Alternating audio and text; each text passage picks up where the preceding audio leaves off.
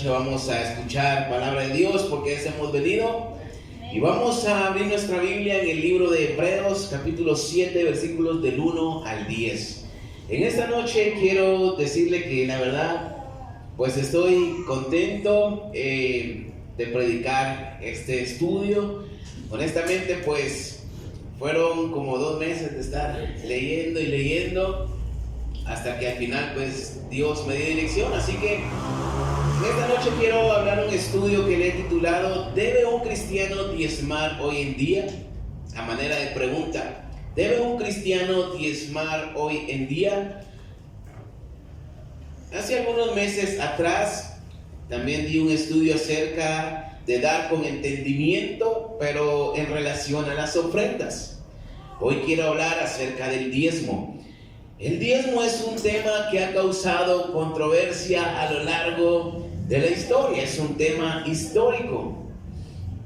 En las redes sociales usted puede encontrar gran cantidad de pastores, de videos, de movimientos cristianos que van a cuestionar el diezmo, que van a hablar que el diezmo es bajo la ley, que ya no estamos obligados a darlo. Por ejemplo, el pastor Alducin, MacArthur y otros tantos que mencionan esto de que ya no se debe de diezmar hoy en día como cristianos.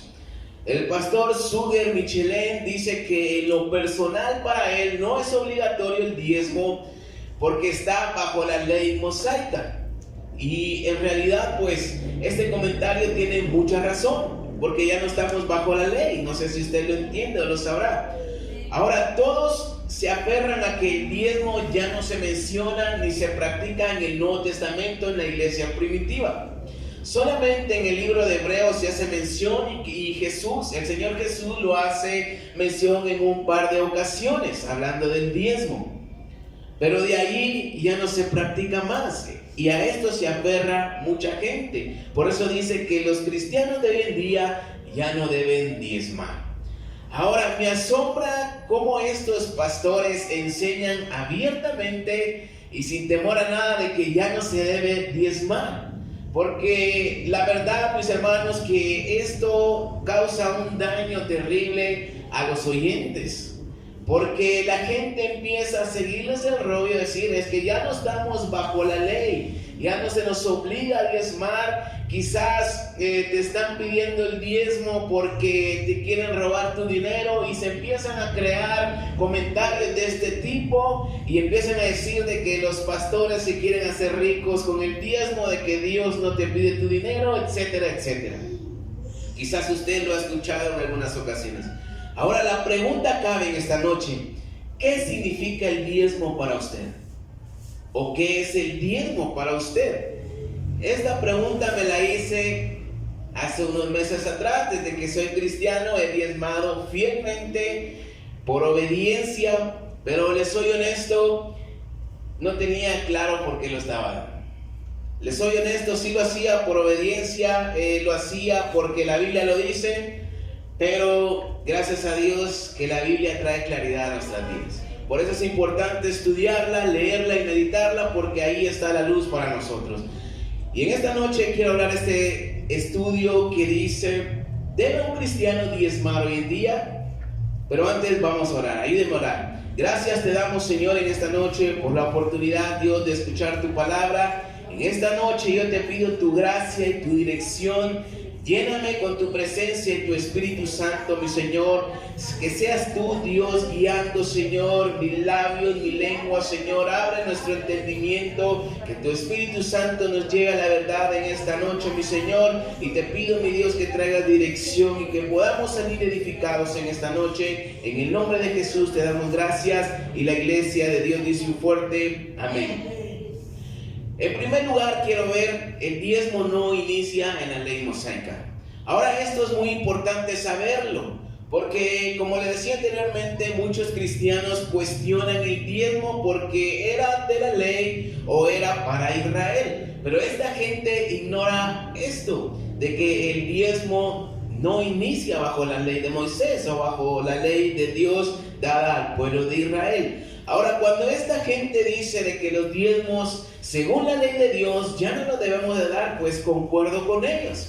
estoy de acuerdo, porque no nos toca a nosotros dar un tributo o un diezmo como lo hacía el pueblo de Israel, darlo literalmente en especie o darlo a los sacerdotes. No nos toca de esta manera. El diezmo era como un tributo o un impuesto que daba al pueblo de Israel, por así decirlo. Deuteronomio 14, del 22 al 23 dice: cada año deberán entregarle a Dios la 10ª parte de todo lo que ustedes cosechen y produzcan. Y aquí va la orden: no fallen ni una sola vez. Entregarán la 10ª parte del grano que cosechen, la 10ª parte del vino y del aceite que preparen. También le darán a Dios todas las primeras crías que hayan tenido sus vacas y ovejas. Ahora, nosotros no tenemos vacas ni ovejas. No vamos a dar diezmo del vino ni del aceite. Ahora, el diezmo ya era del Señor bajo la ley. Le pertenecía a Jehová como una ley establecida para su pueblo Israel. Ahora, este diezmo establecido por la ley de Dios o la ley mosaica era en especie. Y había 3 tipos de diezmos, y esto equivalía o equivale a un 23%. Ahora, si la gente cuestiona y con trabajo da el 10%, ahora imagínense un 23%. Pero tengamos en claro en esta noche, mis hermanos, que esto es la ley de Dios, la ley mosaica para el pueblo de Israel. Y le pregunto en esta noche, ¿esto va dirigido para nosotros o fue escrito para nosotros? ¿Estamos bajo la ley mosaica? Yo creo que no. Ahora, no estoy diciendo que la ley no sirve. Por lo tanto, de esta manera no estamos obligados a dar el diezmo como lo hacía el pueblo de Israel. Esto no tiene nada que ver con nosotros. No estoy diciendo que no diezme, no estoy cuestionando el diezmo, ni tampoco le estoy diciendo ya no lo dé. Solamente estoy dejando en claro y haciéndole ver cuál es la razón por la que muchos cristianos y pastores cuestionan el diezmo establecido en la ley de Dios. Ahora, le decía que hay un punto muy importante que estas personas no quieren ver o no han visto. Algunos por ignorancia se lo pueden cuestionar, y otros porque son de mente cerrada y no quieren aceptar las cosas como son. Y es que el diezmo no inicia en la ley de Dios. Esto viene cientos de años atrás, antes de que los israelitas existieran y antes de que se estableciera la ley de Dios a su pueblo. La primera vez que se registra la palabra diezmo es en Génesis 14. Leámoslo, por favor. Génesis 14, 17.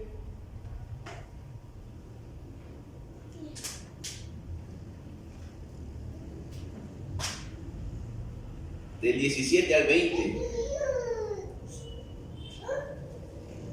Dice: cuando volvía de la derrota de Kedorlaomer, de los reyes que con él estaban, salió el rey de Sodoma a recibirlo al valle de Sabe, que es el valle del rey. Entonces Melquisedec, rey de Salem y sacerdote del Dios Altísimo, sacó pan y vino y le bendijo, diciendo, hablando de Abraham: bendito sea Abraham del Dios Altísimo, creador de los cielos y de la tierra. Bendito sea el Dios Altísimo que entregó tus enemigos en tu mano. Y le dio a Abraham los diezmos de todo. Aquí es la primera vez que aparece esta palabra. Y dio a Abraham los diezmos de todo. Cuando ocurre este hecho o esta acción, para cuando se establece la ley de Dios, transcurren alrededor de 700 años. Bastante tiempo. Ahora, ¿por qué Abraham da el diezmo del botín recogido después de la guerra y después de recuperar a Lot al rey y sacerdote Melquisedec? La concordancia temática Holman y el comentarista Samuel Pérez Millos, en su comentario exegético al libro de Hebreos, concuerdan en que el diezmo era una costumbre en la antigüedad del Medio Oriente para dar a un siervo de Dios. Recordemos que Dios llama a Abraham para hacer de él una nación. ¿Cuántos recuerdan? Él vivía en la Baja Mesopotamia, lo que hoy es Irak. Él vivía en Ur de los Caldeos. Israel no existía en ese tiempo. Entonces, mis hermanos, cuando escuche a alguien decir que no estamos obligados a dar el diezmo porque ya no estamos bajo la ley, Simplemente ignore a esta persona porque está más perdida que el hijo de la llorona. Porque para empezar, el diezmo no nace bajo la ley. Ya lo practicaba la gente en la antigüedad. Antes de que Dios llamara a Abraham para hacer de él una nación, la gente ya entendía este concepto para darle el lugar que le correspondía a la persona que se lo daban, a un rey o a alguien que servía a Dios. Ahora, esto es para entrar en contexto y ver la raíz del diezmo. Pero me llama mucho la atención por qué el libro de Hebreos menciona el diezmo, sabiendo que según la iglesia primitiva y la iglesia de los gentiles ya no lo practicaba, porque solo era algo del Antiguo Testamento. Pero hay otro detalle que tenemos que ver. En segundo lugar, quiero ver Abraham y Melquisedec. Como le decía, es muy interesante leer cómo Hebreos menciona el diezmo que Abraham da a Melquisedec, cuando esto pasó miles de años atrás. Para entender por qué, debemos saber que el mensaje de esta carta a los hebreos, o cuál fue la razón por la cual fue escrita. Y me gusta demasiado el libro de Hebreos porque nos muestra la importancia de la segunda persona de la Trinidad, que es Jesucristo, el Hijo de Dios. Hebreos lo pone hasta lo sumo, le da la máxima importancia a lo que realmente se debe significar Jesucristo para nosotros. La carta a los Hebreos fue escrita alrededor del año 66, antes de la destrucción del segundo templo en Israel, que lo destruyeron en el año 70 y fueron los romanos, usted lo sabrá. Ahora metámonos un poco en la historia. El escritor de Hebreos deja claro que Jesucristo es más grande que cualquier personaje que aparece en el Antiguo Testamento. Un comentario dice que los destinatarios o quienes leían esta carta que fue enviada de los hebreos debían tener una relación muy cercana con el Antiguo Testamento, ya que si usted se ha dado cuenta y es observador, cuando usted lee Hebreos le da muchas referencias al Antiguo Testamento. Eso significa que era muy importante el Antiguo Testamento y el libro de Hebreos se enfatiza mucho en ello. Por eso los que leen deben conocer bien el Antiguo Testamento. Ahora, la relación de las palabras mayor, mejor y más en combinación aparece un total de 25 veces. Y esto es importante saber porque significa la grandeza y la superioridad de Jesús ante cualquier personaje importante del Antiguo Testamento, incluyendo Abraham. Vamos a leer el texto una vez más. Vamos a leer Hebreos 7, versículo 1 y 2. Porque este Melquisedec, rey de Salem, sacerdote del Dios Altísimo, que salió a recibir a Abraham, que volvía de la derrota de los reyes, y le bendijo, a quien asimismo Abraham dio los diezmos de todo, cuyo nombre significa primeramente Rey de Justicia y también Rey de Salem, esto es, Rey de Paz. Hasta que me acuerdo no leímos el texto principal, que era esto al principio. Pero el texto principal es Hebreos 7 del 1 al 10. Ahora me llama la atención la palabra asimismo, que significa de igual forma, pero también tiene otro significado. Y esto es que indica cierta información nueva que se añade a otra ya conocida o expresada con anterioridad. Ahora, el pasaje de Génesis 14, cualquier judío lo va a saber, porque lo han leído. Cualquier personaje del Nuevo Testamento lo sabía, porque era acerca de Abraham. Entonces eran conocedores de lo que el escritor de Hebreos les estaba diciendo. Pero él le añade algo más, versículos 3 y 4, que Melquisedec era sin padre, sin madre, sin genealogía, que ni tiene principio de días ni fin de vida, sino hecho semejante al Hijo de Dios, permanece sacerdote para siempre. Considerad pues cuán grande era este, que aún Abraham, el patriarca, dio diezmos del botín. Considerad pues cuán grande era este. La intención del escritor de Hebreos era advertir acerca del peligro y las posibilidades de los hebreos o de los cristianos apartarse de la fe en Cristo Jesús, ya sea volviéndose al judaísmo una vez más o abandonar la fe en Cristo, por lo que implicaba decir que eran cristianos en ese tiempo. Parece que eran perseguidos y eran odiados. Y mucha gente quizás quería volver a lo tradicional y él les dice que no es de esa manera. Por eso es interesante leer que menciona el diezmo en todo esto, cuando lo importante es la grandeza y la superioridad de Jesús como mediador del nuevo pacto. Ahora la pregunta es, ¿qué tiene que ver el diezmo con Jesús y sobre todo en el Nuevo Testamento? Creo que la pregunta cabe en esta noche. Melquisedec, sacerdote del Dios Altísimo y rey de Salem, personaje que existió literalmente, que era rey de Salem, que más tarde sería Jerusalén. Era un tipo o figura de Cristo. No tenía registro genealógico. La Biblia dice que fue hecho semejante al Hijo de Dios. Vamos a leer versículo 3 de Hebreos 7. Sin padre, sin madre, sin genealogía, que ni tiene principio de días ni fin de vida, sino hecho semejante al Hijo de Dios, permanece sacerdote para siempre. Versículo 6. Pero aquel cuya genealogía no es contada entre ellos tomó de Abraham los diezmos y bendijo al que tenía las promesas.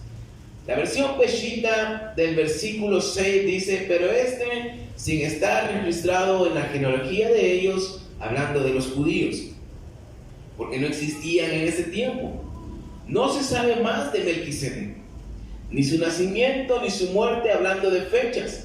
Por eso dice que no tiene principio de días ni fin de vida. Y no significa que aún vive, sino que es semejante al Hijo de Dios. Era un tipo de Cristo, era un tipo de Jesús. Ahora, el hecho de que Abraham le diera el diezmo a Melquisedec, hay dos cosas que hay que resaltar en esa acción. La primera, que Abraham le da su lugar reconociendo a Melquisedec como rey y sacerdote del Dios Altísimo, como tributo al rey y siervo de Dios. Número 2, Abraham no tenía problemas de avaricia. Era un botín y usted sabe que un botín es algo valioso, pero no escatimó sabiendo a quién lo daba y sobre todo le da las primicias. Ahora, Abraham no fue el único que habló de Melquisedec, también lo hizo David. Salmo 110, por favor.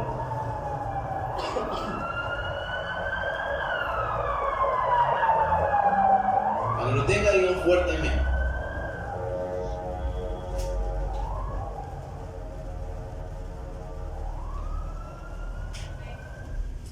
Salmo 110 del 1 al 4. Salmo de David. Jehová dijo a mi Señor: siéntate a mi diestra hasta que ponga a tus enemigos por estrado de tus pies. Jehová enviará desde Sión la vara de tu poder. Domina en medio de tus enemigos. Tu pueblo se te ofrecerá voluntariamente en el día de tu poder, en la hermosura de tu santidad. Desde el seno de la aurora tienes tú el rocío de tu juventud. Juró Jehová y no se arrepentirá. Tú eres sacerdote para siempre, según el orden de Melquisedec. Juró Jehová y no se arrepentirá. 2 puntos. Esto fue lo que dijo Dios. Tú eres sacerdote para siempre, según el orden de Melquisedec. Y cuando David dice Jehová dijo a mi Señor, se refiere a Jesucristo. Y Jesucristo para ese entonces no nacía físicamente entre nosotros, pero él ya tenía claro que Dios le había prometido que su reinado iba a ser para siempre, hablando de David. Dios habla acerca de Jesús como su Señor. Ahora esto es muy interesante porque Dios ya había prometido un rey mesiánico de la tribu de Judá. Génesis 49:10.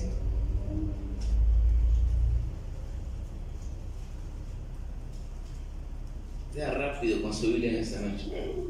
Génesis 49:10 dice: no será quitado el cetro de Judá, ni el legislador de entre sus pies, hasta que venga Silo. A él se congregarán los pueblos. no será quitado el cetro de Judá ni el legislador de entre sus pies, hasta que venga Silo y a él se congregarán los pueblos. Segundo libro de Samuel, capítulo 7, versículo 16. Aquí es donde Dios hace un pacto con David. Dice de la siguiente manera: y será firmada tu casa y tu reino para siempre delante de tu rostro, y tu trono será estable eternamente. Vamos a leer el Salmo 2.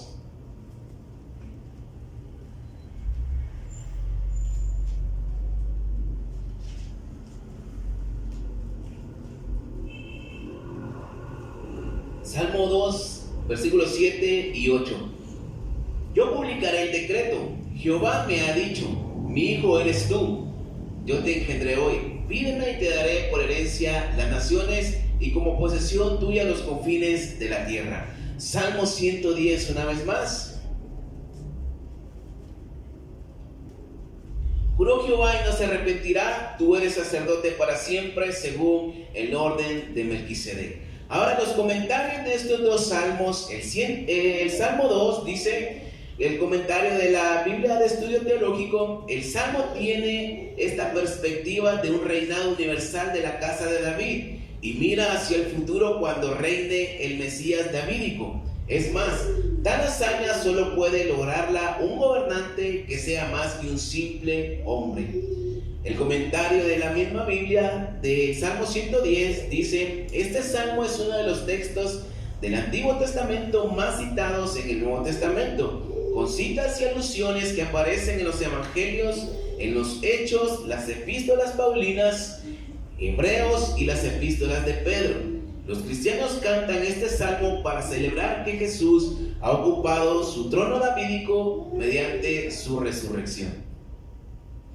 Ahora, Jesús viene de la tribu de Judá, el Mesías prometido de la casa de David, el ungido de Dios, que es más que Abraham, es más que Moisés, más que David, más que Adán, más que el sacerdote Aarón y más que Melquisedec. Ahora, ¿por qué la Biblia menciona según el orden de Melquisedec? El rey davídico debe ser según su orden, porque Melquisedec era rey y sacerdote del Dios Altísimo. Eran dos cargos totalmente diferentes. Un rey no era sacerdote y el sumo sacerdote no era considerado rey en la ley de Dios.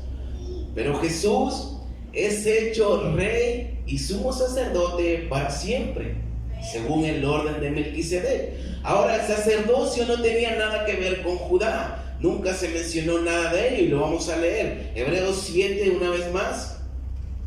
Hebreos 7, versículo 11 al 28. Vamos a leer varios capítulos para entenderlo.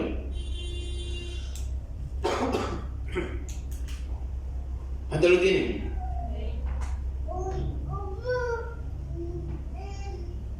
Si pues la perfección fuera por el sacerdocio levítico, porque bajo él recibió el pueblo la ley, ¿qué necesidad habría aún de que se levantase otro sacerdote según el orden de Melquisedec y que no fuese llamado según el orden de Aarón?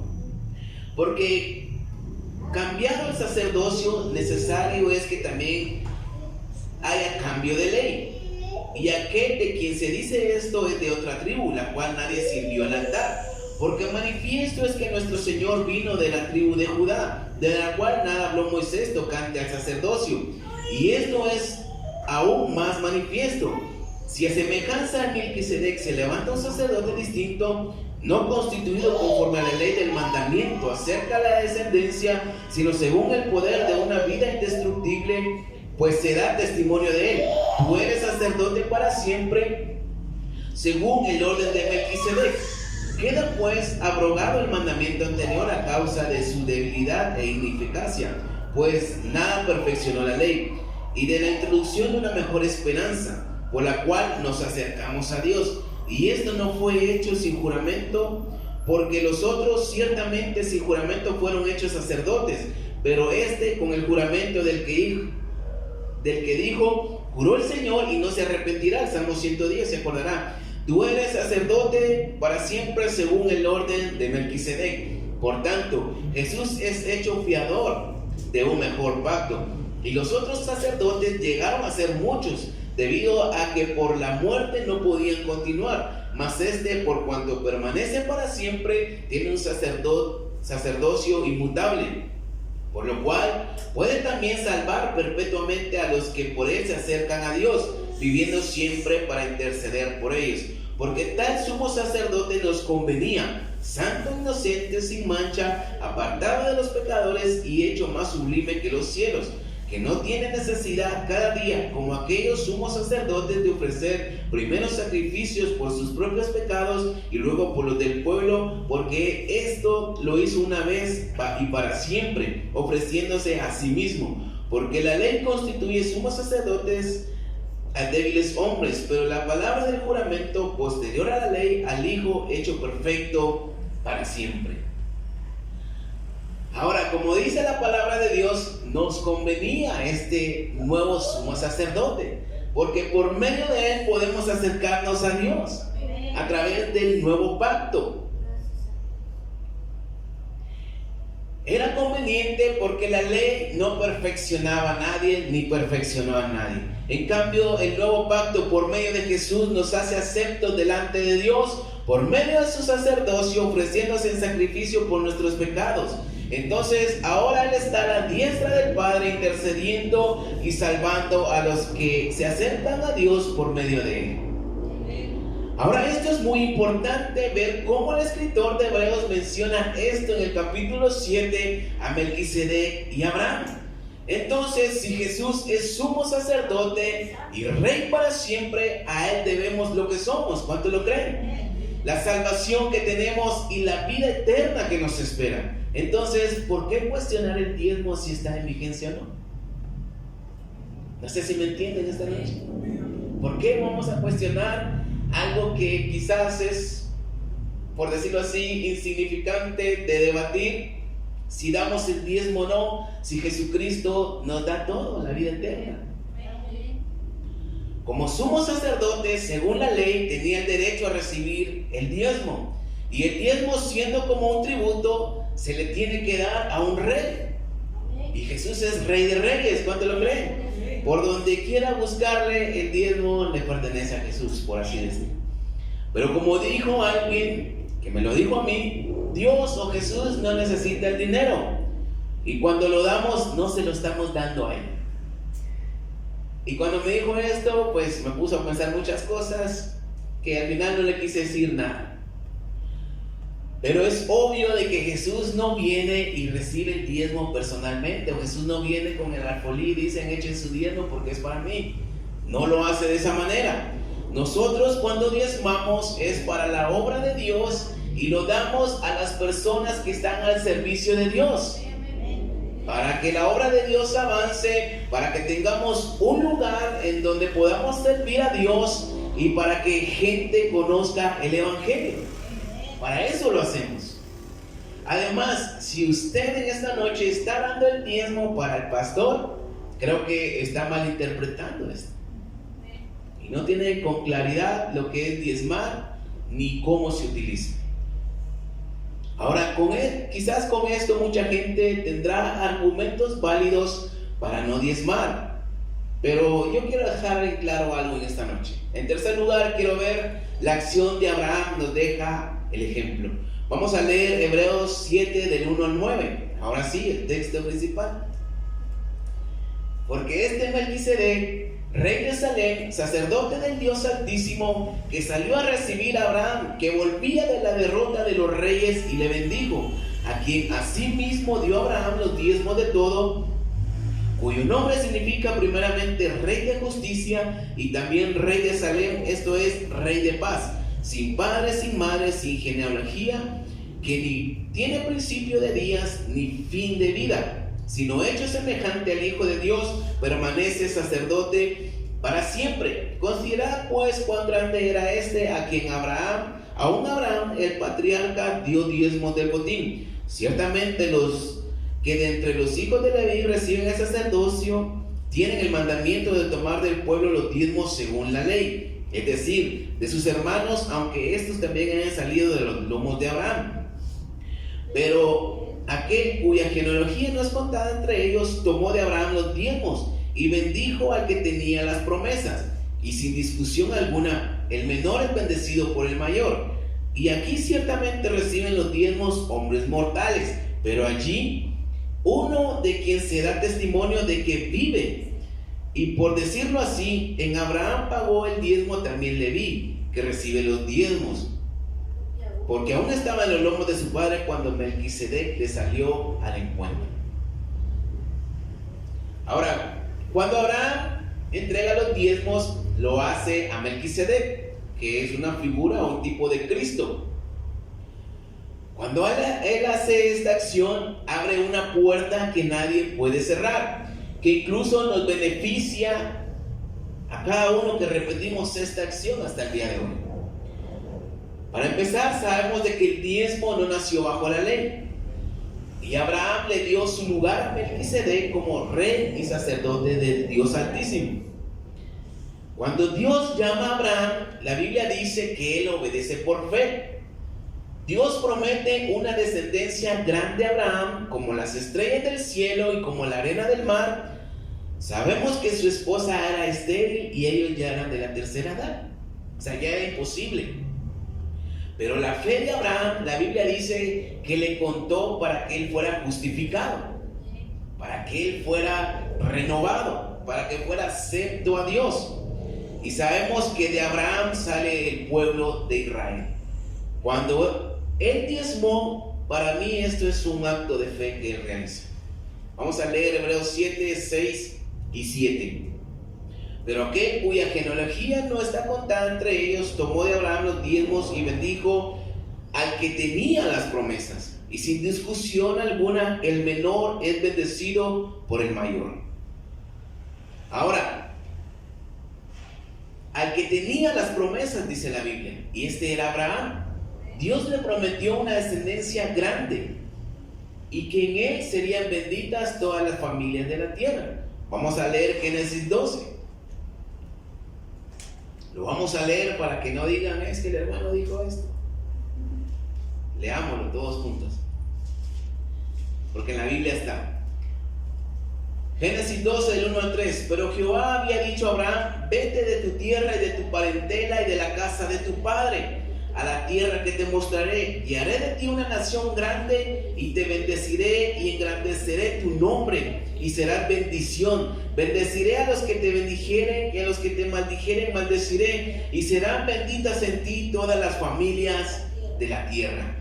Ahora los judíos, los israelitas, los hebreos, como usted quiera llamarle, eran bendecidos y son bendecidos por esta promesa de Dios a Abraham, porque de ahí sale el pueblo escogido de Dios. Las promesas que Dios da a Abraham prácticamente él no las vio, solo el nacimiento de su hijo, uno nada más. Pero su descendencia sí las vivió y las vio hasta el día de hoy. ¿Cuántos dicen amén? Él no gustó, él no participó de esas promesas hechas por Dios, pero su descendencia sí. Por eso los fariseos se llenaban la boca en decir: nosotros somos hijos de Abraham, somos descendientes de Abraham. Pero Jesús les tumbó el rollo cuando les dijo: si ustedes fueran hijos de Abraham, las obras de Abraham harían. Ellos no creían en Jesús como el Mesías. Abraham creyó a Dios por medio de la fe. Y para creer en Jesús como el Hijo de Dios se necesitaba la fe, algo que los fariseos no tenían. Entonces las promesas a Abraham son literalmente al pueblo de Israel, y eso reclamaban ellos, y quizás por eso se sentían mejores que los demás, con derecho a todo. Ahora, lo que Abraham hizo, lo hizo por la fe. Y ahí es donde entramos usted y yo y el pueblo gentil o los no judíos. Hebreos es claro al decir que después de Cristo ya no hay más sacrificios que hacer por el encubrimiento de pecados, porque el templo sería destruido, entonces ya no habría un servicio sacerdotal y ya no era necesario el diezmo según la ley. O sea, el templo se iba a destruir en el año 70 y fue destruido, y el servicio de los levitas pues ya no estaba en el templo. Y por lo mismo la gente pues ya no diezmaba, porque ya no había un templo donde ir a dar el diezmo. En pocas palabras, entiendo que el escritor de Hebreos les da una explicación de que sigan diezmando a sus iglesias, porque la ley ya no tenía nada que ver con el nuevo pacto con Cristo Jesús. Además, estábamos en ese nuevo pacto donde Jesús era el nuevo sumo sacerdote y rey según el orden de Melquisedec.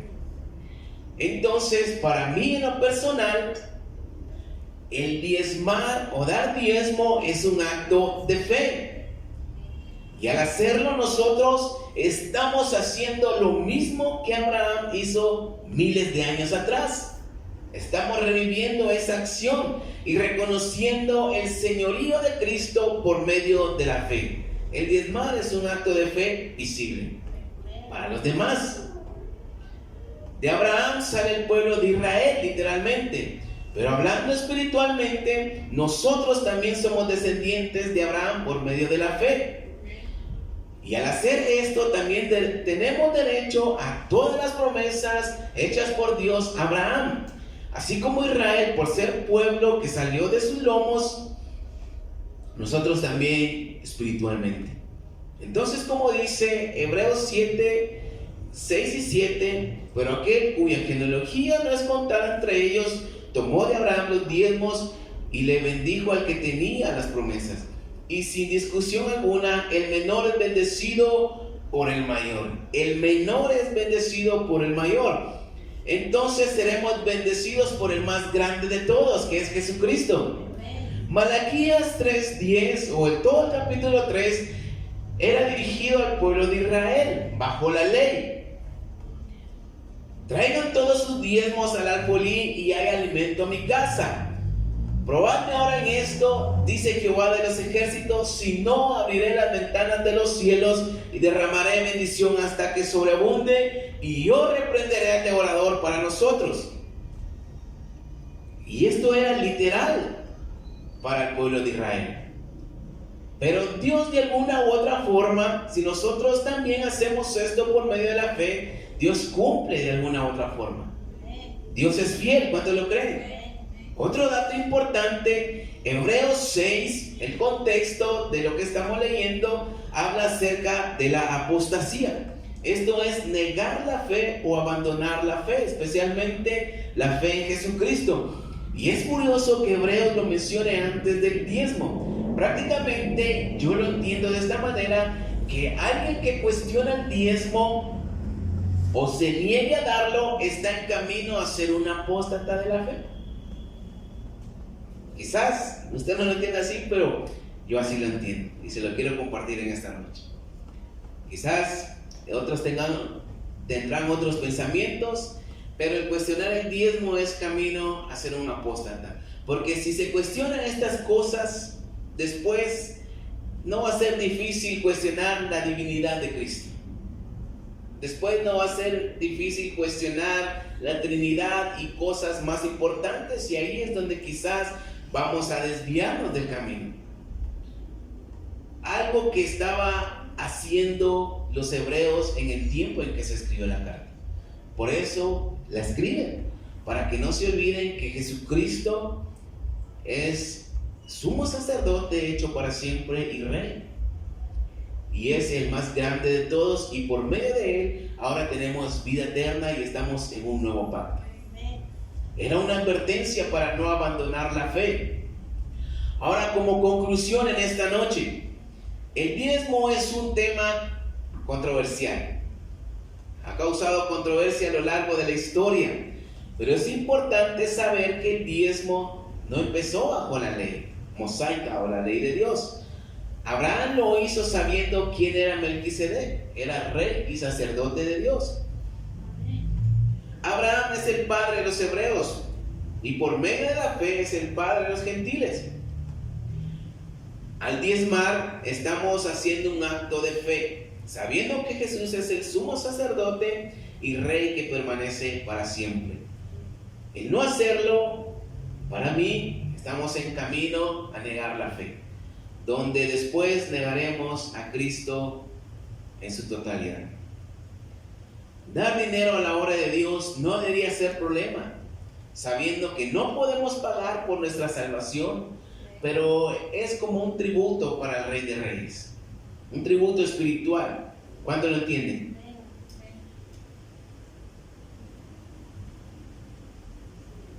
Pues no sé qué es lo que usted piense del diezmo, mi hermano, mi hermana, en esta noche, pero esto me queda muy claro a mí. O sea, no cuestiono el diezmo, de qué hacen con él, si hay que darlo o no, porque pues muchos no lo hacen, porque ya no estamos obligados. El diezmo no nace bajo la ley. Tenemos que tener un entendimiento claro por qué estamos diezmando. No lo estamos dando personalmente a Jesús, pero lo estamos dando para la obra, y con darlo, eso significa que estamos reconociendo el señorío de Cristo sobre nuestras vidas. No sé si me entienden. Denle un fuerte aplauso a Cristo en esta noche. Damos gracias, Dios, por tu palabra. Dios, te pido, Dios, que esto nos ayude cada día para seguir creciendo en nuestra fe, mi Dios. Te alabamos y te bendecimos y te damos gracias.